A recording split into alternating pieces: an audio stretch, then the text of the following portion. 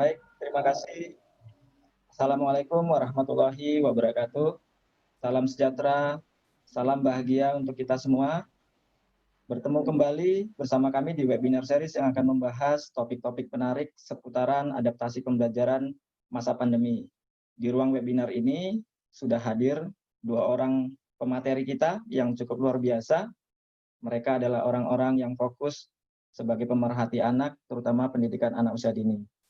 Mereka adalah praktisi yang sudah berkecimpung di dunia anak begitu lama dan pastinya akan banyak sekali ilmu-ilmu yang bisa kita gali bagaimana seharusnya kita mendidik anak-anak di rumah maupun di sekolah.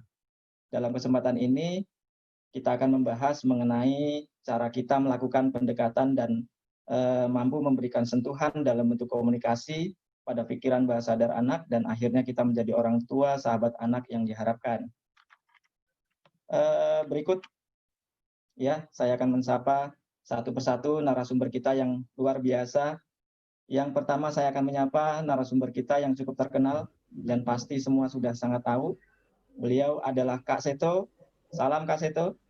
Ya, selamat siang. Assalamualaikum warahmatullahi wabarakatuh.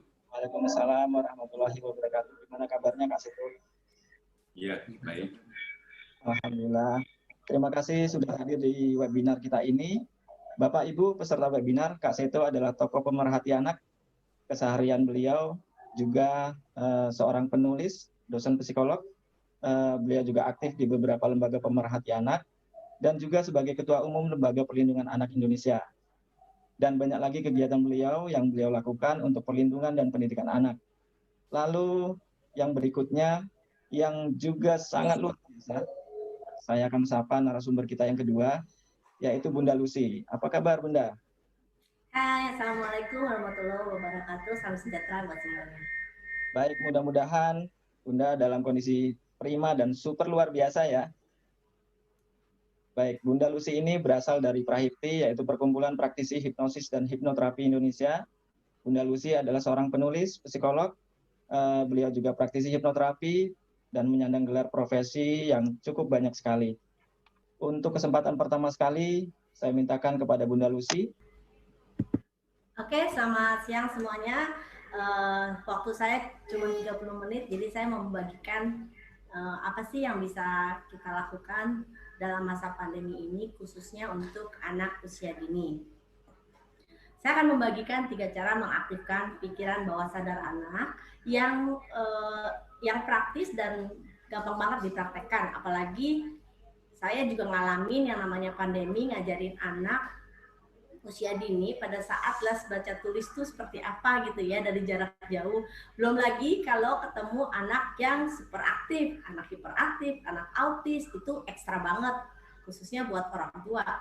Nah, satu hal yang perlu kita ketahui bahwa ketika anak dilahirkan itu ada neuron-neuron yang memang sudah bertumbuh dalam diri anak, dan seperti yang kita ketahui juga bahwa 5 tahun pertama itu masa pembentukan neuron itu sangat optimal.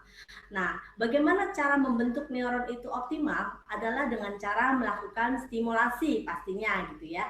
Stimulasi buat anak 5 tahun itu seperti apa sih? Stimulasi berupa gerakan. Jadi guru-guru atau teman-teman di sini nggak perlu susah untuk ngajarin anak usia dini, karena sebenarnya dengan mereka bergerak justru mereka sedang belajar banyak hal gitu ya. Jadi kembali ke konsep awal, dulu Kak Seto sering mengatakan taman bermain itu bermain sambil belajar. Kalau sekarang dibalik, belajar sambil bermain gitu ya. Jadi nggak heran kalau anak-anak usia dini, dewasa ini banyak banget yang ngalamin namanya stres. Nah, bagaimana sih terbentuknya perilaku anak? Yang pertama itu ada yang namanya biomimicking. Biomimicking ini keterampilan atau kemampuan atau skill yang sudah anak dapatkan sejak dilahirkan dengan memodel perilaku orang-orang yang ada di sekitarnya. Contohnya, ketika mereka baru lahir, tiba-tiba mereka memberikan senyum sosial gitu ya. Ketika orang lain melihat, kemudian dia mulai melihat. Ketika orang tos tangannya, dia mulai angkat tangannya gitu ya. Jadi stimulasi-stimulasi itu sebenarnya sudah terberi dari kecil. Oleh sebab itu, ketika nanti kita memberikan stimulasi, tentunya perlu stimulasi yang positif buat si anak supaya jadinya nggak stimulasi yang negatif, bukan stimulasi yang justru meruntuhkan atau merontokkan kepercayaan anak. Karena saya banyak melakukan hipnoterapi pada anak remaja lah ya, remaja sama orang dewasa 18 sampai 25 tahun. Itu kejadian pertama kali yang bikin mereka trauma itu di usia 4 tahun. Kejadian apa? Contohnya, ketika mereka sedang pede, karena orang tuanya ngajarin terus, oh kamu harus pede gitu ya. Begitu berdiri di depan umum, terus dia sedang pede, dia sedang ngomong, terus tiba-tiba temannya ketawain dia. Nah, rontoklah rasa percaya dirinya dia. Itu hal sederhana gitu ya. Maka ketika anak lagi berdiri di depan, terus dia lagi lucu-lucunya gitu, kadang-kadang kan kita gemes ya, gemes banget lihat anaknya, kayaknya gemes banget gitu ya. Nah itu biasa aja kita gitu, nggak usah ngasih respon, pintar kamu ya. Respon heboh itu ternyata juga merontokkan ke rasa percaya diri anak gitu ya. Nah kemudian apalagi, ada satu orang anak yang dideteksi itu sebenarnya dari 5 tahun pertama, kemudian 9 tahun itu ayahnya meninggalkan dia, dan kemudian sekarang itu dia jadi lesbian. Karena apa? Sebenarnya dari 5 tahun pertama sudah dideteksi.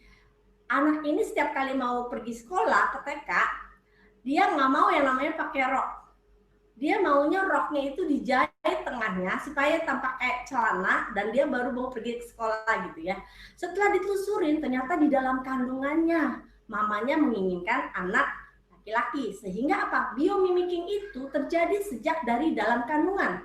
Ketika anak itu diperintah orang tuanya atau disugesti orang tuanya atau dibatin, kalau orang Jawa bilang ya dibatin untuk jadi cowok, pengen anak cowok gitu ya, dapatnya cewek lagi, pengen anak cowok dapatnya cewek lagi, sehingga terjadi pembentukan modeling dari dalam kandungan. Kemudian apalagi? Bagaimana kita melihat anak 5 tahun ketika dia memakai lipstik orang tuanya, dia pakai sepatu tinggi, kemudian dia main kereta-keretaan. Kalau sekarang udah jarang kali ya di PAUD itu dipraktekin kayak main pura-pura kayak dulu kan.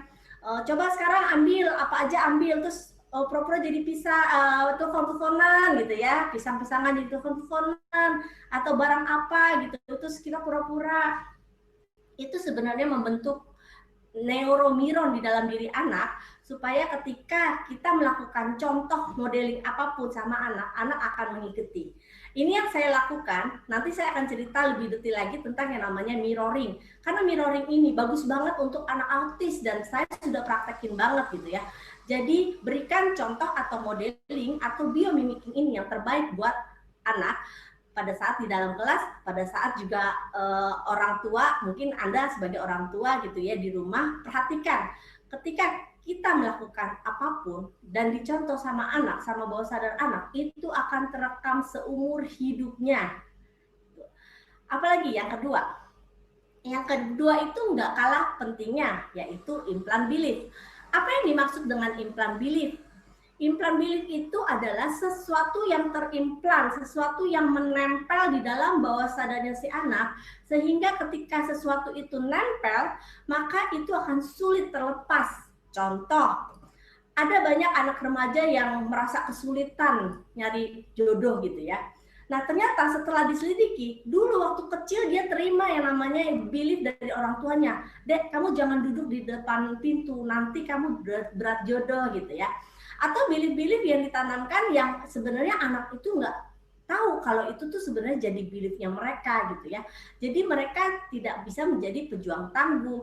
Mereka juga fighting untuk berjuang untuk hidupnya juga kurang karena implant belief yang ditanamkan.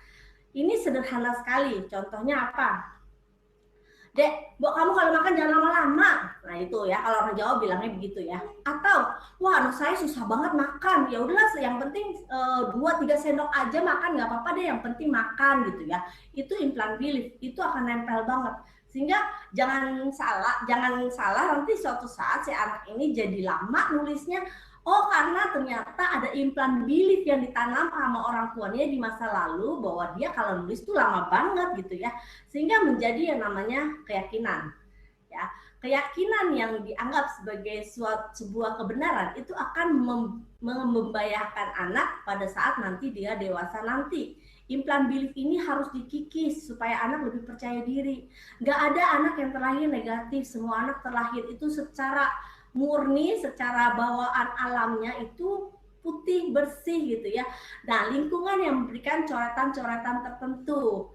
Jadi sekarang kalau misalnya orang dewasa lagi melakukan terapi, oke, semua implant belief-nya diberesin, tapi you create your own life. Ya kamu yang menciptakan dirimu sendiri untuk menjadi seperti itu gitu ya. Jadi bayangannya ketika kita memiliki belief-belief di dalam otak kita bahwa wah ngurusin anak ADHD itu susah banget ya ternyata ya, aduh sampai udah keringetnya, peluh keringetnya, terus sampai nangis darah gitu ya, nggak bisa nurut gitu. Atau ada anak yang senangnya ngamuk gitu ya. Tadi malam saya membawakan seminar WA online juga ke 300 guru juga sama keluhannya. Keluhannya itu ya seputar orang tua yang susah diajak kerjasama ketika pandemi ini berlangsung. Karena apa? Karena anaknya ternyata spesial semua. Nah ini yang perlu kita sikapi. Apa sih yang terjadi ketika anak itu spesial, terus dikasih tahu nggak bisa, akhirnya emosi orang tuanya meningkat, terus akhirnya ngomong yang jelek ke anak. Nah itu jadi implant belief ya. Jadi hati-hati ketika kita memotivasi anak, nanti ada cara-caranya.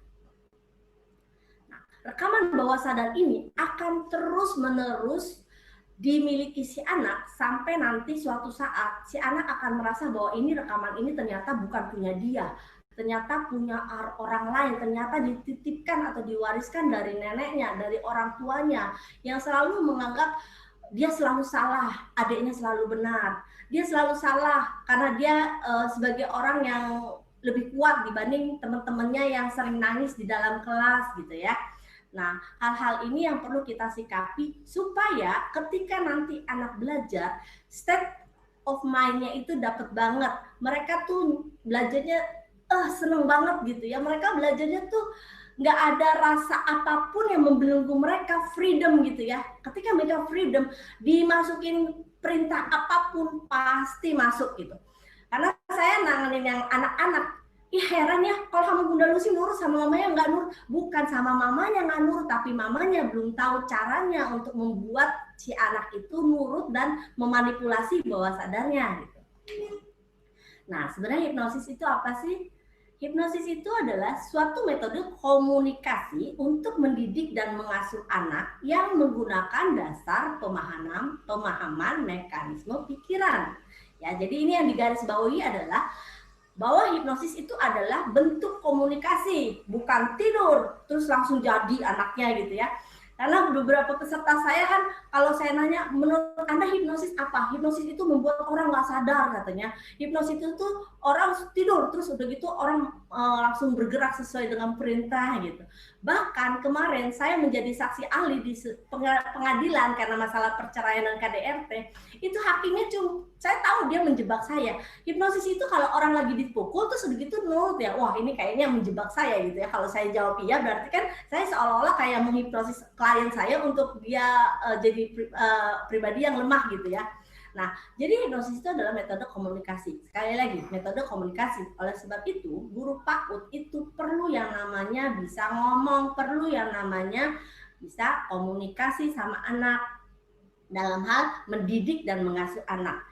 Kenapa saya bilang mendidik dan mengasuh anak? Karena pola pendidikan beda sama pola pengasuhan. Ketika nanti kita bilang pola pengasuhan, kita akan bicara berdasarkan bagaimana si otak memahami informasi dari orang lain. Ketika kita bicara pendidikan, bagaimana kita menggunakan seperangkat alat yang mungkin teman-teman sebagai guru lebih paham ya, tentang taksonomi Bloom lah, tentang psikologi perkembangan anak lah gitu ya. Tetapi semuanya dilandasi dengan mekanisme atau pemahaman mekanisme bawah sadar. Nah, ini. Jadi ternyata setiap kita itu dikontrol sama yang namanya pikiran bawah sadar, 88%. Ya, saya cepet aja yang ini. Tapi yang saya mau tekanin adalah bagaimana kita mengedukasi supaya si anak ini percaya si gurunya mau ngomong apa, intinya gitu ya. informasi masuk dari panca indera. Panca indera, masa sih gurunya bilang begini, mamaku bilang nggak kayak begitu kok gitu ya. Nah, itu masih pikiran sadar. Tapi ketika si guru misalnya sambil bercanda, sambil main-main, wah, terus si anak bilangin, wah, si Ibu Endang ini baik banget ya. Nah, begitu si anak ini udah bilang baik banget, itu tuh udah critical area udah kebuka banget gitu ya. Kita bisa masukin pesan apapun ke situ. Beda sama anak yang takut masuk sekolah. Biasanya kalau anak-anak baru masuk TK kan banyak tuh isu-isu yang anak nggak mau tinggal sama orang tua lah, attachment-nya terlalu tinggi, terus atau misalnya orang tua yang terlalu cemas ninggalin anaknya di sekolah. Sebenarnya isunya orang tua sih ya. Terus dia tinggal di kelas, terus gurunya maksa gitu ya, ditarik anaknya di dalam kelas, didudukin. Yang terjadi apa? Critical area-nya nggak bekerja. Jadi kalau bilang, oke, critical area itu terbentuk 13 tahun, betul. Yes, saya setuju. Tetapi di 5 tahun pertama, ternyata anak-anak sekarang itu beda sama anak-anak dulu. Critical area-nya juga mesti di bypass gitu ya. Bypass dengan cara apa? Dengan cara yang ramah, dengan cara yang menyenangkan. Itu aja kok, gampang banget. Nah, saya mau bicara tentang ini. Bahwa otak kita, menurut Paul MacLean, ada 3 bagian, yaitu reptil, limbik, atau otak rasio. Intinya, kalau si anak lagi gerak-gerak, terus dia alih fokus, terus dia nggak bisa diam, dia nyubit orang, dia gangguin temen, intinya dia otaknya otak reptil. Karena apa? Dia punya isu nggak aman, nggak nyaman sama dirinya maupun sama lingkungannya. Nah, ketika ada informasi nggak suka, dia nggak suka dengan informasi itu, maka ada otak emosi yang akan memproses informasi itu. Apakah informasi itu menyenangkan buat dia atau enggak? Kalau enggak, maka dia akan melakukan reaksi fight atau flight atau freeze. Kalau enggak dia ngelamun, gurunya ngomong apa sih gitu ya. Kalau di Zoom kan ada orang-orang yang tiba-tiba ngelamun gitu ya. Terus, perhatikan gitu, guru ngomong apa gitu. Atau ada anak yang lari, baru misalnya, coba anak-anak buat garis lurus ke bawah. Baru garisnya sepertiga udah lari-lari gitu, harus dikejar-kejar sama orang tuanya ya. Ada yang seperti itu. Nah, itu karena mereka nggak aman. So, ketika mereka nggak aman seperti itu, kita harus langsung action. Caranya gimana? Kita harus membuat gerakan atau break pattern supaya yang namanya amigdala itu nggak hijack. Amigdala itu kayak wifi. Kalau di Zoom juga ada sih ya, tapi lebih nyata itu kalau di kelas. Satu anak berisik itu bisa nular ke anak-anak yang lain gitu ya. Amigdala itu kayak wifi. Jadi kalau misalnya gurunya nggak happy, itu akan menularkan nggak happy-nya sama anak-anak yang lain. Kalau gurunya nggak tenang atau cemas, aduh nge-zoom lagi ya, aduh gimana nih, gue harus ngadepin anak-anak hiperaktif lagi hari ini, terus belajarnya bisa nggak ya mereka gitu ya. Kekhawatiran-kekhawatiran itu akan menular ke anak-anak lewat frekuensi pikiran teman-teman semua. Jadi amigdala itu harus dibuat happy. Jadi sebelum teman-teman masuk ke kelas, sebelum teman-teman mengajar, itu harus membuat happy amigdala. Caranya terserah, yang penting masuk kelas udah siap gitu ya. Cara paling sederhana gampang. 2. Yang pertama, nafas. Bernafas 7 menit tahan 7 detik maksud saya, 7 detik tahan di bawah pusar ya, untuk membuat kita lebih rileks. 3 kali. Yang kedua, minum air. Minum airnya berkesadaran. Minum air, tahan di mulut 15 detik untuk memberikan informasi ke otak dan ke semua sel-sel tubuhnya dia bahwa dia siap melakukan aktivitas. Nah, nanti ketika kita rileks, amigdala itu nggak ada hijack, jadi anak-anak juga gampang kita kontrol, gampang kita kendalikan. Amigdala ini sangat penting untuk pembelajaran anak. Kalau amigdalanya happy, maka kita akan lebih happy dalam mengajar maupun proses belajar mengajar. Nah, caranya untuk buat happy gimana? Misalnya, oh saya sudah siap, amigdala saya sudah ready gitu ya, udah siap. Pokoknya anak-anak nanti bertingkah apapun di dalam Zoom, saya udah siap ngadepnya. Tapi ternyata anak-anak yang belajar itu punya gelombang otak yang berbeda nih sama gelombang otak si guru. Sehingga kita perlu menyikapi lagi dong ya, kenapa berbeda? Misalnya, anak-anak biasanya kalau ke sekolah aja susah minta ampun, apalagi sekarang disuruh mamanya belajar, duduk manis aja udah susah banget gitu. Dimarah-marahin dulu, sampai nangis dulu, abis itu baru duduk manis. Nah itu gelombang otaknya kan udah nggak bagus gitu ya. Maka si guru itu harus bagaimana sebelum melakukan pembelajaran itu gelombang otak itu harus sama semua di alfa ya. Di alfa aja minimal. Caranya nyanyi, betul. Yang biasa guru lakukan di sekolah aja, circle time itu untuk sebenarnya untuk nurunin gelombang alfa. Misalnya, ayo kamu sebutin kemarin ngapain aja, itu untuk gelombang alfa ya. Jadi kita harus samakan dengan gelombang alfa murid-murid yang lagi belajar. Kemudian langkah untuk melakukan aktivasi hipnosis itu ada 3. Yang pertama, sensori. Yang kedua, reality. Dan yang ketiga, bonding. Jadi ini yang diingat ya, S, R, dan B. Ya. S, R, dan B. Sensori. Ketika kita melakukan hipnosis, kita aktifkan semua sensori anak secara sekaligus. Visual kena, auditori kena, kinestetik kena, olfaktori kena, gustatori kena. Contoh, ketika circle time atau misalnya sambil nyanyi-nyanyi, gerak-gerak, walaupun Zoom tetap aja ya harus nyanyi, gerak itu harus banget gitu kan. Terus sama tepuk tangan atau berirama, beritem gitu ya. Mereka harus dapetin feel-nya. Nah, sensori ini sangat penting. Kenapa? Karena banyak anak-anak sekarang itu kena yang namanya toksin suara. Toksin suara dari orang tuanya yang sering ngomel-ngomel gitu ya, nggak jelas gitu. Nah, itu membuat si anak-anak akhirnya menutup auditorinya untuk nggak mau mendengarkan orang tua. Apalagi sekarang anak-anak di masa pandemi ini gadgetan semua. Pasti faktornya itu terganggu semua gitu ya. Jadi mereka motivasi belajarnya juga nggak asik gitu. Gimana caranya? Gimana caranya Bu Guru harus membuat belajar itu seasik mereka bermain games, bermain gadget. Nah, itu yang sebenarnya menantang, sebenarnya penting banget gitu ya. Menggunakan alat-alat bisa, menggunakan alat-alat. Atau misalnya pada saat belajar begini kan nggak harus kalau belajar anak TK itu pakai pensil atau pakai kertas gitu ya. Pakai macam-macam peralatan itu bisa diminimize dengan tangan-tangan kita ternyata. Ya, misalnya pijat-pijat dulu. Nah, ini sebenarnya untuk relaksasi supaya anak itu nggak capek nulis, supaya amigdalanya itu lebih happy, dia dibuat rileks. Ini gelombangnya gelombang alfa. Jadi membuat anak terhipnosis itu tidak harus membuat tidur terus tidur gitu ya. Ya bisa sih, misalnya saya pernah melakukan hipnosis juga untuk anak TK itu gampang banget masuknya gitu ya. Oke, sekarang saya cerita cuma pakai boneka yang bilang kamu tidur sambil dongeng segala macam, terus dia langsung rileks gitu ya. Nah, kalau ibu guru atau bapak guru di sini punya kemampuan untuk storytelling yang bagus, itu bisa dilakukan gitu ya.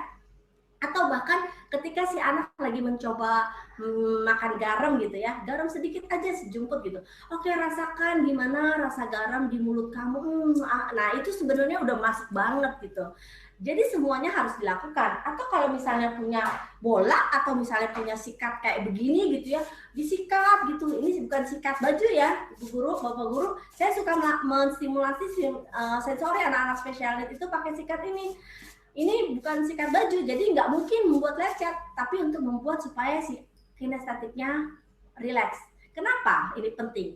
Karena banyak anak yang nggak mau disentuh, banyak anak yang nggak punya perasaan itu gitu ya, atau yang hipersensitif, yang kalau misalnya kena api aja dia nggak kerasa panasnya gitu ya.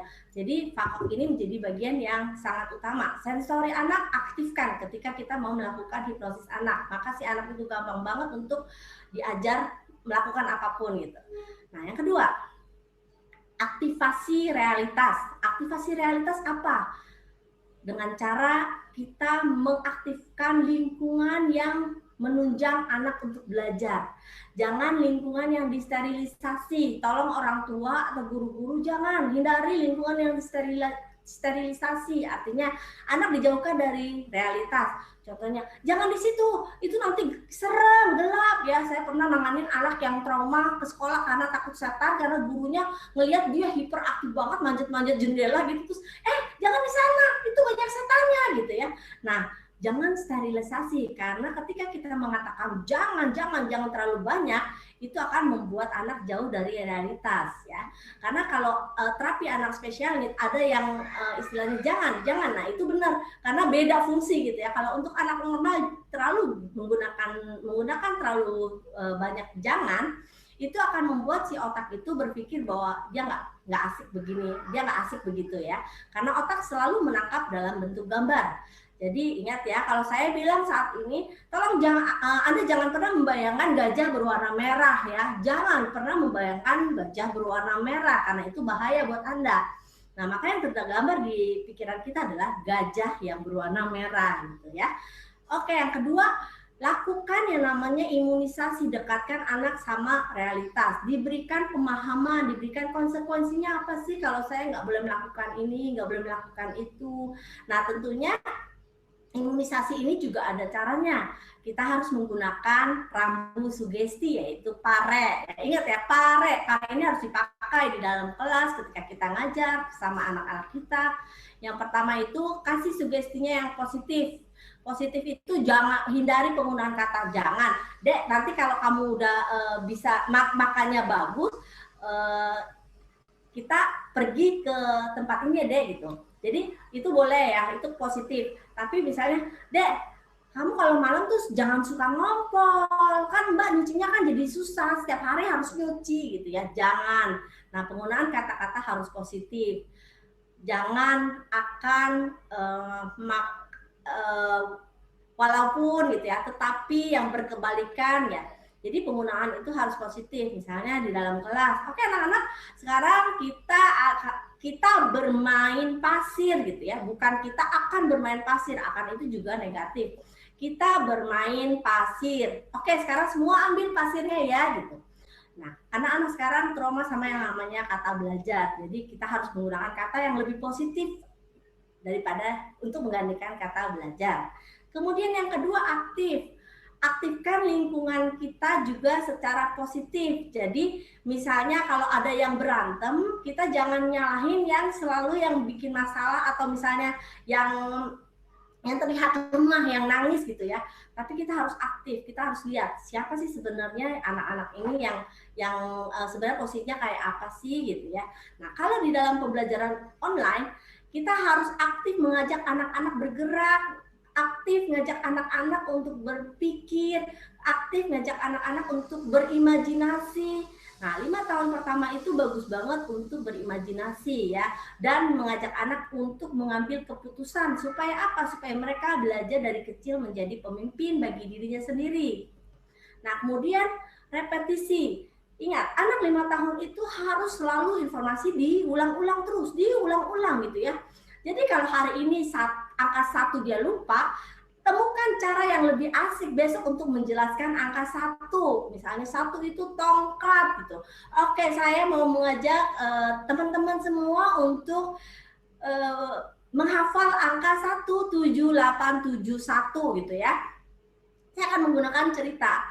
Oke, 17871 itu saya mungkin orang kali ya, 1 badannya orang, 7 itu tongkat, 8 itu mungkin awan gitu kan, 7 itu tadi tongkat, 1 itu orang. Oh, orang yang lagi megang tongkat terbang ke awan, kemudian si orang itu mengambil tongkatnya lagi gitu ya. Jadi dengan cerita-cerita seperti itu si anak akan membuat asosiasi di kepalanya, sehingga si hipokampus yang ada di dalam otak sebagai alat perekam untuk GPS-nya otak itu juga jadi aktif ya. Dan yang paling penting itu sebenarnya mengajar anak usia dini itu energetik.